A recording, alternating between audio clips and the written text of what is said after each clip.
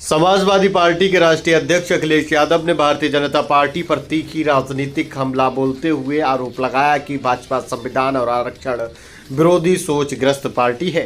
उन्होंने कहा कि ये वही घोटालेबाज लोग हैं जो संविधान द्वारा प्रदत्त आरक्षण को भी सरेआम हड़पने का काम करते हैं। भाजपा की राजनीति पीडीए समाज के खिलाफ है और उसकी सोच पूरी तरह निर्लज्ज और वर्चस्ववादी है। अखिलेश यादव ने कहा कि भाजपा जानबूझकर आरक्षण की हकमारी करती है और यह मानकर चलती है कि पकड़े जाने पर औपचारिकता निभा दी जाएगी।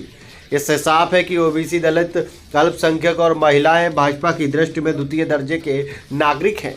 उन्होंने आरोप लगाया कि भाजपा के नेताओं के मन में भरा भेदभाव का जहर कभी पीडीए समाज के खिलाफ हिंसा, शोषण, अत्याचार, छुआछूत के रूप में सामने आता है, तो कभी आरक्षण छीनने और गंगा जल से धुलवाने जैसे कुकृत्य प्रयासों के रूप में। सपा प्रमुख ने कहा कि भाजपा सत्ता में रही तो न संविधान सुरक्षित होगा और न ही आरक्षण।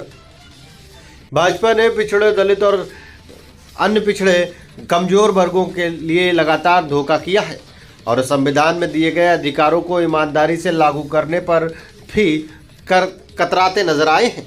उन्होंने कहा कि भाजपा सरकार के एजेंडे में रोजगार तो है ही नहीं, खासकर पीडीए समाज के लोगों के लिए तो बिल्कुल भी रोजगार नहीं है। उन्होंने कहा कि भाजपा सरकार में लगातार क्राइम का भी ग्राफ सातवें आसमान पर होता जा रहा है। अखिलेश यादव ने 69,000 शिक्षक भर्ती घोटाले का जिक्र करते हुए आरोप लगाया कि भाजपा सरकार जानबूझकर उच्चतम न्यायालय के सरकारी अधिवक्ता नहीं भेजती है ताकि मामलों में सुनवाई टलती रहे। उन्होंने दावा किया कि पीडीए समाज भाजपा की चालों को भली भांति समझ चुका है और इस वर्ष 2027 में एकजुट होकर भाजपा को सत्ता से हटाकर उससे अहंकार का अंत करेगा।